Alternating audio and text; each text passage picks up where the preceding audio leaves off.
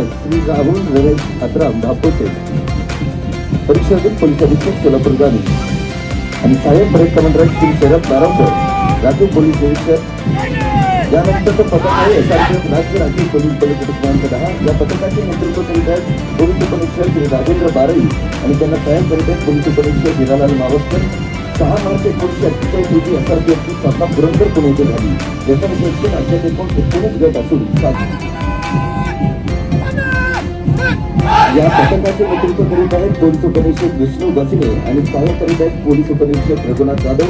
राज्यात कायदा व सुव्यवस्था राखणे, नक्षली कारवाई रोखणे यासह निवडणुका तसेच सण समारंभाच्या काळात शांत पथक या पथकाचे नेतृत्व करीत आहेत पोलीस उपनिरीक्षक कंचुरे आणि त्यांना सहाय्य करत आहेत पोलीस उपनिरीक्षक नागत गेले. शहरातील कायदा व सुव्यवस्था अबाधित राखण्यासाठी दिवसरात्र करणारे सण समारंभात निवडणुकीच्या काळात बंद असतील. शहरातील शांतता टिकवण्यास कार्यरत करणारे सहाय्यक पोलीस श्रीमती यावी त्यामध्ये प्रसंग सगळ्यात स्वागत नंबर करीत आहे. मुलीच्या नारीने तपासले याच्यामध्ये माताने महिला आहे. या पथकाचे नेतृत्व करीत आहे सहाय्यक पोलीस निरीक्षक श्रीमती अंजना पालके आणि त्यांना सहाय्यक करीत पोलीस निरीक्षक श्रीमती जोहन चौंबे. आजची महिलांनी सुशिक्षित आणि कष्टकरी प्रत्येक क्षेत्रात पुढे कला क्रीडा असो वा नोकरी संत पद्धत या पथकाचे नेतृत्व करीत सहाय्यक करीत पोलीस उपनिरीक्षक श्री अजय गोपळकर. जिल्ह्यातील ग्रामीण भागातील नागरिकांना सुरक्षा व संरक्षण करण्यासोबतच कायदा व सुरक्षा आधुनिक ठेवण्याच्या दृष्टीने जिल्ह्याच्या गटात संबंधित बाळांना मानवंदना देणार आहे. या पथकाचे नेतृत्व करीत आहेत कंपनी कमांडर श्री अमित चव्हाण आणि त्यांना सहयोग करत आहेत वरिष्ठ कर्मचारी श्री यशवंत पटेल. निष्ठा व सेवा हे या दलाचे ब्रीदवाक्य आहे.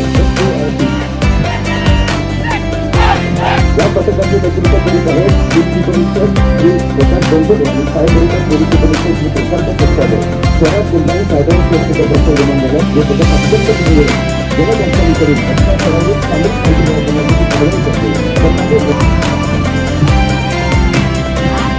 आजच्या काळातील महिला आपला नक्कीच पडला आहे. त्या प्रत्येक क्षेत्रात आपल्या कर्तृत्व गरजेचं आहे. हे सगळं दर्शवणारे हे पथक या पथकाचे नेतृत्व करणारे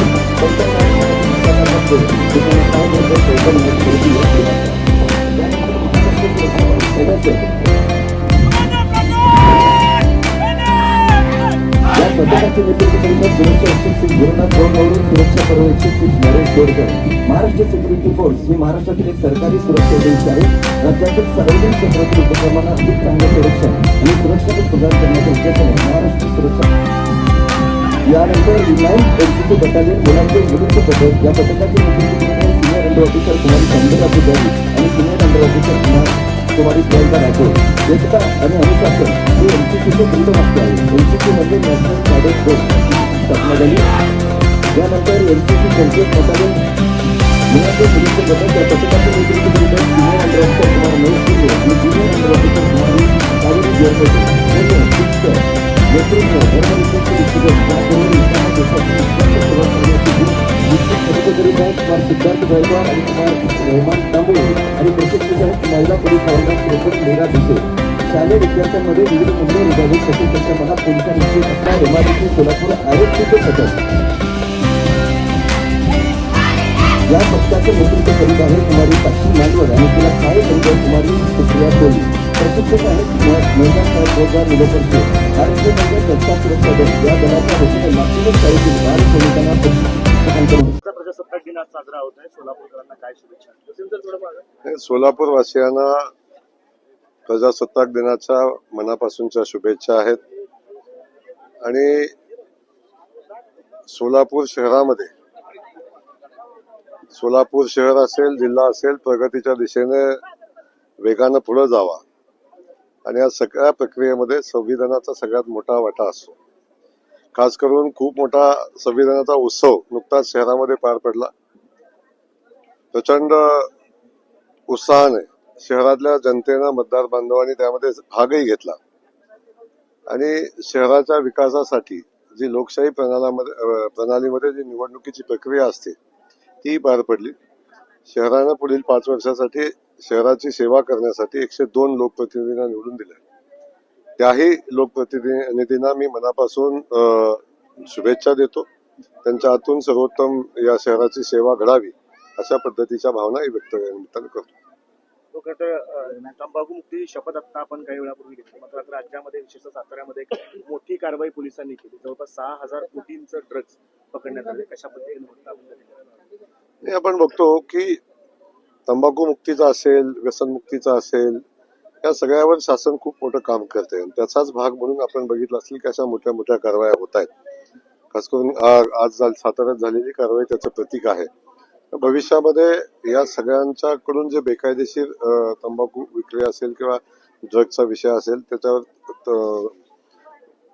खूप कडक कारवाई या निमित्तानं करण्याचं धोरण शासनाचं आहे. त्या अनुषंगाने कारवाई होते आणि अशा सगळ्या बेकायदेशीर कृत्यांना आळा बसला पाहिजे. त्यासाठी शासनानं आणि खास करून संबंधित व्यवस्थेनं, पोलीस यंत्रणेनं खूप ताकदीनं काम करावं लागेल. शरद पवार म्हणजे राष्ट्रद्रोह अशी टीका जी आहे ती नाही, मला या संदर्भातली माहिती नाही. मी माहिती घेऊन आपल्याला या संदर्भात बोलेल. जी ड्रग्सची कारवाई झाली त्यानंतर सुषमा अंधांना त्याच्यामध्ये राजकीय षडयंत्र वाटले. त्यांना असं वाटतं की मुंबईचा महापौर हा भाजपचा झाला पाहिजे आणि शिंदे सेनेचा होऊ नये, यासाठी निवडणुकांच्या पूर्वी, महापौर निवडण्याच्या पूर्वी ही कारवाई केली गेली. आता अंधारांना सगळा अंधार समोर दिसत असल्यामुळे त्या अंधारात काय चाललंय हे समजत नाहीये. आता प्रक्रिया लोकांच्या भावना समजून घेतल्या पाहिजेत. लोक कोणासोबत आहेत हे समजून घेतलं पाहिजे आणि किमान आता लोकांनी दिलेल्या जन आधाराचा आधार स्वीकार केला पाहिजे. आपण सगळ्यांनी पाहिलं की सातत्यानं निवडणूक झाली पाहिजे, लोकप्रतिनिधी निवडून आले पाहिजेत, अशा पद्धतीची भावना व्यक्त केल्या. त्यानंतर अनेक वेळा व्यक्त केलं की लोकांच्या जनभावनेचा आदर केला जात नाही, लोकांच्या मताचा आदर केला जात नाही. आता लोकांनी मतदानाची प्रक्रियाही पार पाडली आणि त्याच्यामध्ये आता लोकांनी निर्णय दिलेला आहे, तेव्हा त्याचा आदर केला पाहिजे. जर सुषमाताई लोकशाही मानत असतील, भारतीय राज्यघटना डॉक्टर बाबासाहेब आंबेडकरांची मानत असतील, तर त्या या सगळ्या घटना स्वीकारतील, निकाल स्वीकारतील आणि आता जी परिस्थिती मुंबई समोर आणि राज्यातल्या सगळ्या शहरांच्या समोर आणि राज्यासमोर आलेली आहे ती सगळी स्वीकारतील. हो, खरं तर सोलापूर आणि तिरुपती विमानसेवा पुन्हा एकदा सोलापुरात चर्चा सुरू झालेली आहे, काय सांगा? लवकरच सोलापूरची तिरुपतीची विमानसेवा चालू होण्यासंदर्भातले प्रयत्न चालू आहेत आणि त्यामध्ये लवकरच यश येईल अशा पद्धतीची परिस्थिती आहे. आम्ही सगळेजण सोलापूरची विमानसेवा चालू होण्यासाठी, तिरुपतीला चालू होण्यासाठी प्रयत्न करतोय.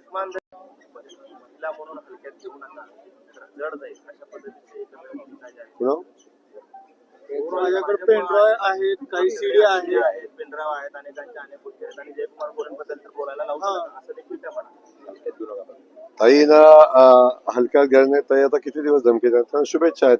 त्यांच्याकडे ज्या काय असेल त्यासाठी शुभेच्छा आहेत त्यांना. इम्तियाज जलील असं म्हणाले की मुंब्राच नव्हे तर अख्खा महाराष्ट्र आम्ही हिरवा करू, कुठेतरी पुन्हा एकदा छेडलंय त्यांनी या संपूर्ण. मला वाटतं अशा वक्तव्यांना फार महत्व देण्याची आवश्यकता नाही. आपण सगळेजण बघतो की हा आज प्रजासत्ताक दिन साजरा करतोय आणि तो साजरा करत असताना देश महत्वाचा आहे आणि देशामध्ये सामाजिक ऐक्य महत्वाचं आहे. पण या सामाजिक ऐक्याला तडा जाईल अशा पद्धतीचं वक्तव्य ना इम्तियाज जलीलनं करावं ना अन्य कुणी करावं. या ठिकाणी सामाजिक ऐक्याला बाधा येऊ नये असं सगळ्यांनी वागलं पाहिजे, या निमित्तानं सांगणं आवश्यक आहे. काल पद्मभूषण पुरस्कार जे आहे ते महाराष्ट्राचे राज्यपाल भगतसिंग कोश्यारी यांना जाहीर झाला, त्यावरून संजय राऊतांनी टीका केलेली आहे की महाराष्ट्राचा अपमान करणाऱ्यांना हे पुरस्कार दिले जातात. आता कोण महाराष्ट्राचा अपमान करतोय याचं सर्टिफिकेट संजय राऊतांच्याकडून आवश्यकता नाही मला वाटतं त्या सर्टिफिकेटची. आता पद्मभूषण जाहीर झालेला आहे तर त्यांचा सन्मान केला पाहिजे. प्रत्येक गोष्टीत राजकारणच आणलं पाहिजे, प्रत्येक गोष्टी टीकाच केली पाहिजे असं मला वाटत नाही. त्यामुळे त्यांनी त्याचं स्वागत करायला हवं. जिल्हा